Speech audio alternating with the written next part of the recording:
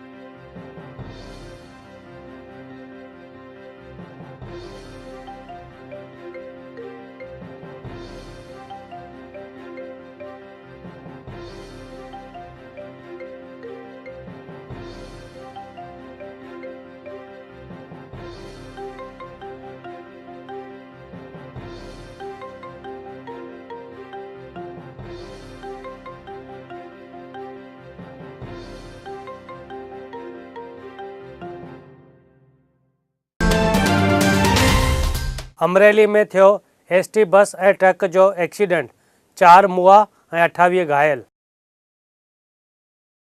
अमरेलीअ जे वरसरा पासे इहो हादसो थियो आहे। हिन घटना में 4 ॼणनि जो मौके ते ई मौत थियो ऐं 28 ॼणा घायल थिया हुआ। घायलनि खे पासे जे अस्पताल में भर्ती करायो वियो आहे। एसटी बस सावरकुंडला खां ऊंझा वञी रही हुई। एसटी बस ऐं ट्रक जो हिक ॿिए जे साम्हूं अचण ते इहो हादसो थियो हो।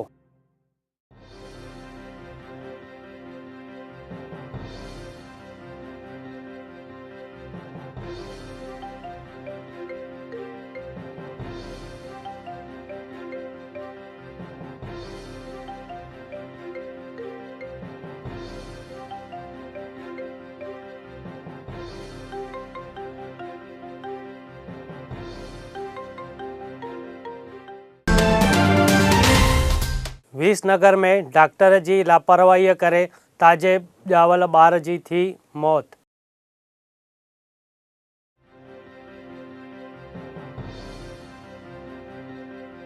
विसनगर जे नवनिधि मैटरनिटी हॉस्पिटल में थी आहे। डॉक्टर जी लापरवाहीअ जे करे ताजे ॼावल ॿार जी मौत। अहिड़ो इल्ज़ाम ॿार जे माइटनि डॉक्टरनि मथां लॻायो आहे।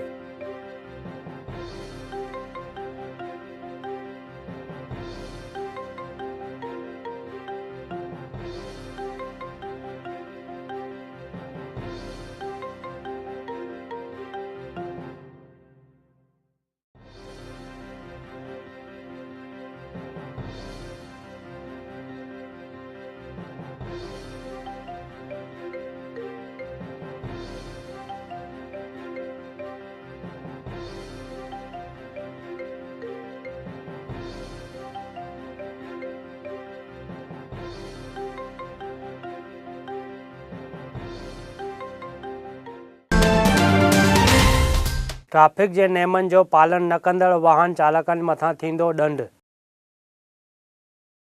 ट्रैफिक जे नेमनि जो पालन न कंदड़ ऐं रॉन्ग साइड खां हलाईंदड़ वाहननि खे हाणे बड़ौदा जी ट्रैफिक पुलिस उन्हनि खां ॾंड वठंदी या उन्हनि जे वाहननि खे ज़ब्त कयो वेंदो। इन जी शुरूआति अमितनगर ब्रिज खां कई वई आहे।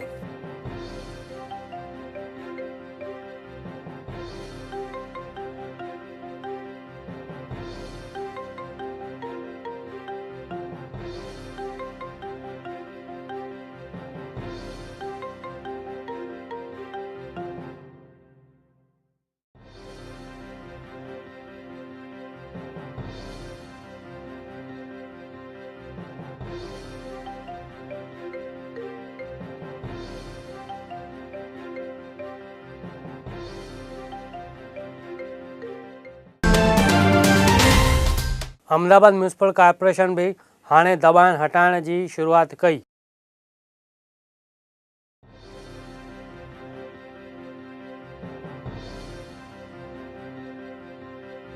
अहमदाबाद जी मशहूर सन एंड स्टेप क्लब जो गैरकायदेसर थियल अॾावत खे म्यूनिसिपल कॉर्पोरेशन टोड़े करे ख़ाली करायो आहे ऐं उन जे आसे पासे जे विस्तारनि खे बि ख़ाली करायो आहे।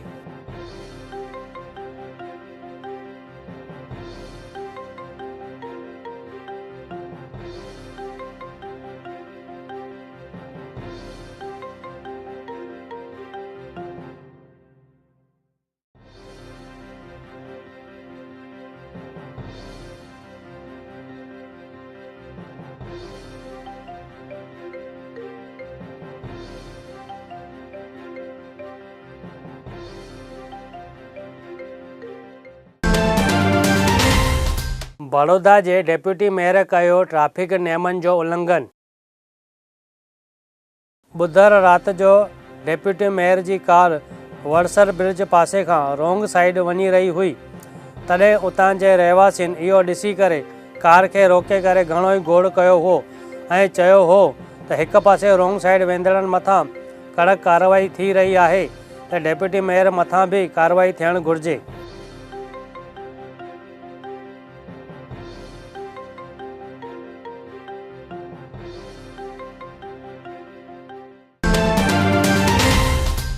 अहमदाबाद जे ला गार्डन ते खाधे पीते जे बाज़ार मथां फिरियो बुलडोज़र।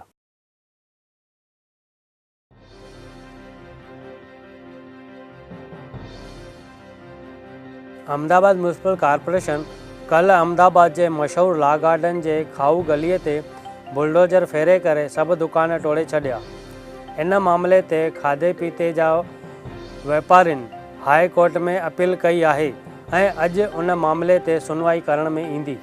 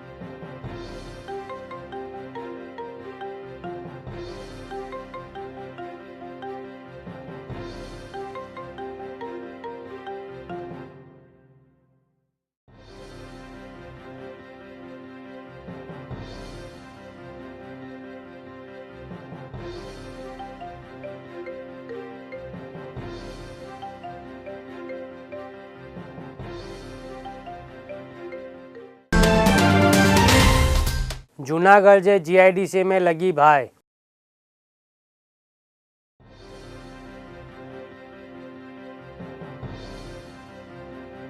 कल राति जूनागढ़ जे GIDC में आयल एक प्लास्टिक जे कारखाने में बाहि लगी हुई ऐं फायर ब्रिगेड खे इहा बाहि विसाइण में 3 कलाक लॻा हुआ। हिन हादसे में नुक़सानु घणो ई थियो आहे पर सदनसीब सां काई भी जानहानि न थी आहे।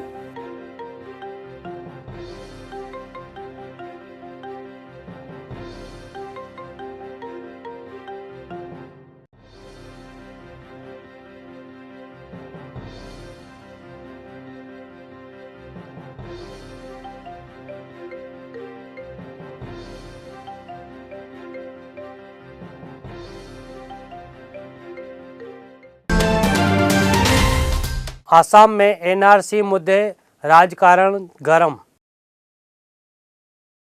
NRC जी लिस्ट में 40 लख आसाम में रहंदड़ मथां भारतीय हुअण जो सवाल पैदा थियो आहे।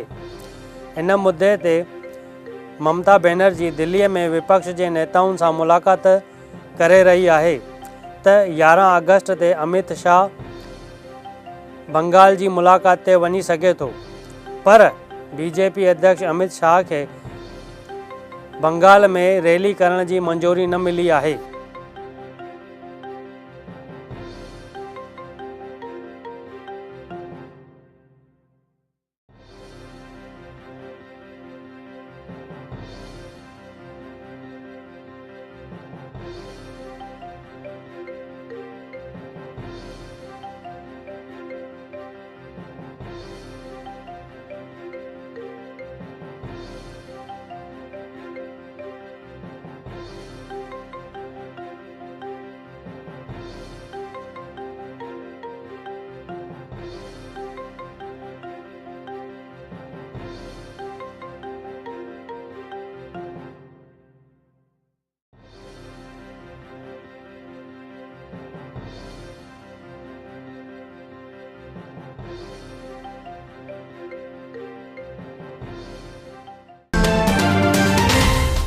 जूनागढ़ महानगरपालिका जा कर्मचारी हड़ताल ते।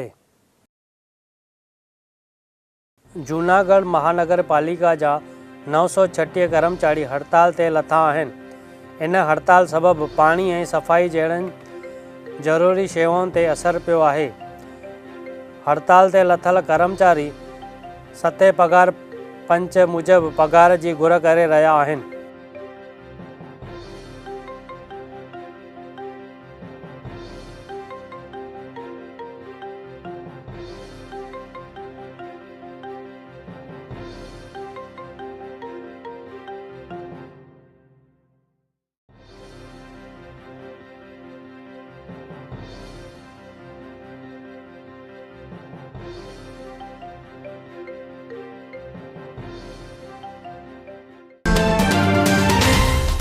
कच्छ में 43,23,000 जो दारू पकड़ायो।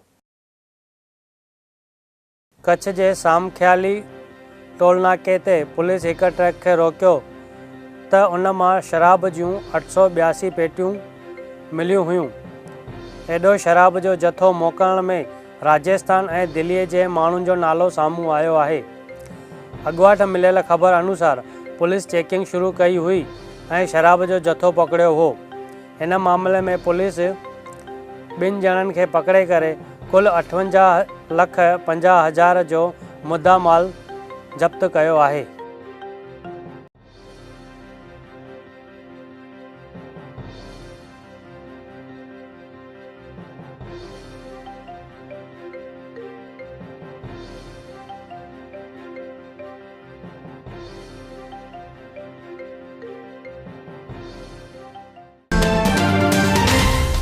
भचाऊ में स्वर्ण जी चेन छिकंदड़ CCTV में क़ैद थियो। मिलियल ॼाण मूजिबि जैन सोसाइटीअ में 55 सालनि जे परवीणाबेन जॾहिं देरासर मां मोटी रही हुई तॾहिं अणॼाण माण्हू उन जे गले मां पातल चेन खीचे करे भॼी वियो हो ऐं CCTV में क़ैद थियो हो, पर इन मामले ते पुलिस कंप्लेन करण में आई न आहे।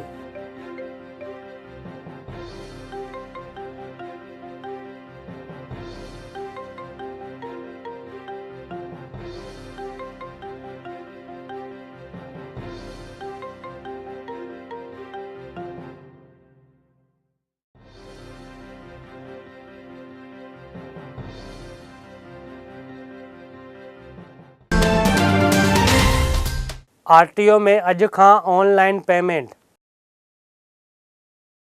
RTO में अॼु खां सभु ऑनलाइन पेमेंट शुरू करण में आई आहे, पर अॼु भुज जे RTO ऑफिस में सुबुह खां ई सर्वर डाउन हलंदे मुश्किलात पैदा थी हुई ऐं वाहननि जा डीलरनि खे बि हाणे टैक्स जी पेमेंट ऑनलाइन करणी आहे।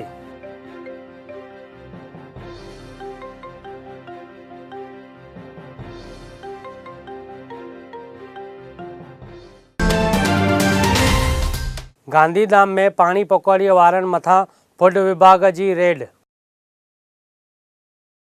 कुझु वक़्त खां फूड विभाग पाणी पकौड़ी वारनि मथां सख़्त कार्रवाई शुरू कई आहे। अॼु गांधीधाम में 24 पाणी पकौड़ीअ जे विकिरे कंदड़नि जी चेकिंग कई हुई, जंहिं में सड़ियल पटाटा ऐं कलर वारे पाणीअ जो नास करण में आयो हो ऐं उन जे मथां ॾंड कयो वियो हो।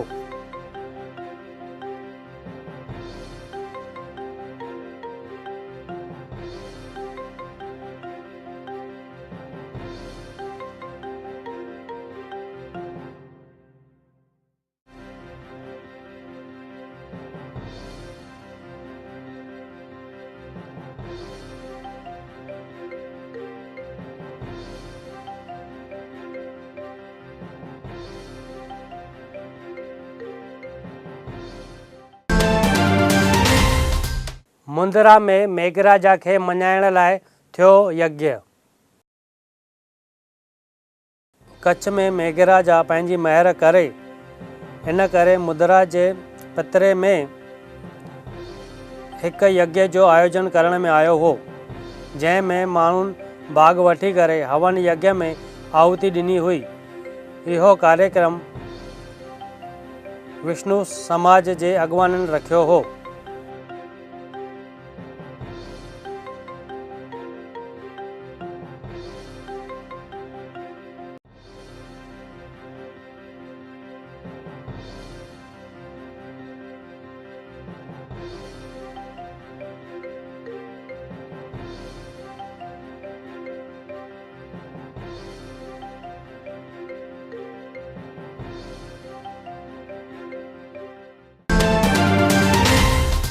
भावनगर में कल्ह खां मोबाइल कोर्ट जी शुरूआत थी। ज़ाहिर में कचरो फिटी कंदड़ ऐं गंदगी फैलाईंदड़नि जे साम्हूं हाणे भावनगर जी म्यूनिसिपल कॉर्पोरेशन सख़्तु थी आहे। कल्ह खां मोबाइल कोर्ट जी शुरूआत कई वई आहे, जंहिं पहिरें ई ॾींहुं 40 खां बि वधीक माण्हुनि खे कचरो फिटी कंदे पकिड़े करे ॾंड वसूल कयो हो।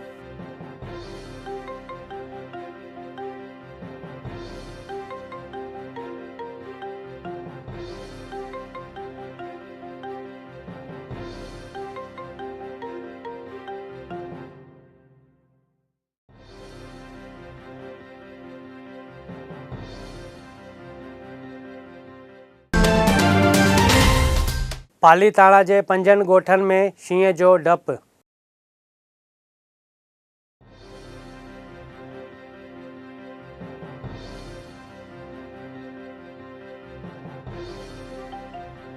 ॼाण मूजिबि पालीताणा जे 5 ॻोठनि में केॾी महिल बि शींहं जो दर्शन थी वञे थो। इन करे कुड़मियुनि ऐं चरवाहनि ऐं ॻोठवासियुनि में डप जो माहौल पैदा थियो आहे। इन करे घर खां ॿाहिरि निकिरण में बि डपु लॻे थो। ॻोठ जे अॻवाननि मिली करे फॉरेस्ट विभाग जे अधिकारियुनि खे आवेदन पत्र ॾेई पंहिंजे मुश्किलातुनि जो इज़हार कयो आहे।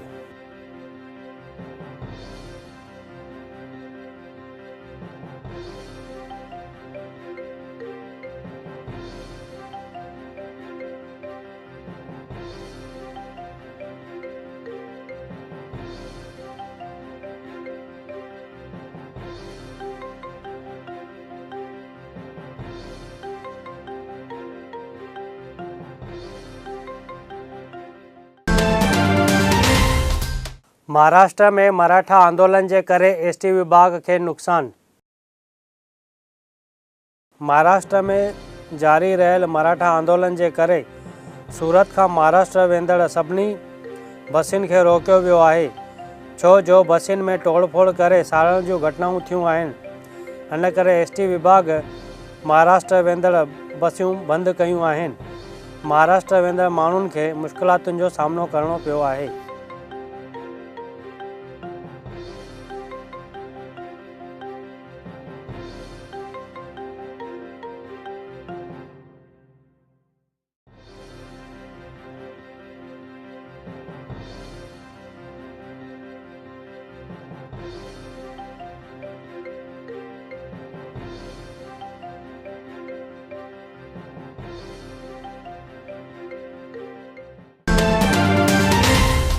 इंग्लैंड पहिरें ॾींहुं टेस्ट मैच में 285 रन्सुनि ते 9 विकेट विञाया। कल्ह शुरू थियल भारत ऐं इंग्लैंड जे विच में टेस्ट मैच जे पहिरें ई ॾींहुं रांदि पूरी थींदे इंग्लैंड पंहिंजा 9 विकेट विञाए करे 285 रन्सूं ठाहियूं हुयूं। इंग्लैंड जे कप्तान टॉस खटी करे बैटिंग करण जो फ़ैसिलो कयो हो। भारत तरफ़ां रविचंद्रन 60 रन्सूं ॾेई करे 4 विकेट वरिता हुआ ऐं मोहम्मद शामीअ 2 विकेट वरिता हुआ।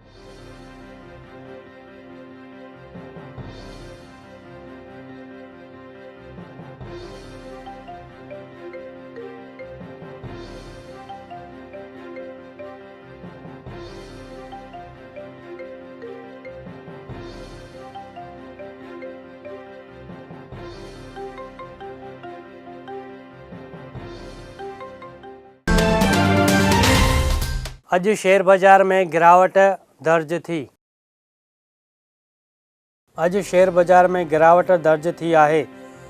अॼु निफ्टी 101.50 पॉइंटूं किरी करे 11,244.70 ते बंदि थी आहे ऐं सेंसेक्स बि 356.46 घटिजी करे 37,165 ते बंदि थियो आहे।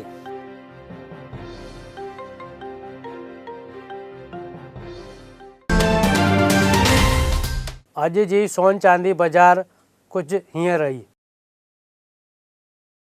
अॼु सोन जा अघ आहिनि 22 कैरेट 29,060 रुपया 10 ग्राम, 24 कैरेट 30,980 10 ग्राम ऐं चांदीअ जो अघु आहे 41,249 किलो।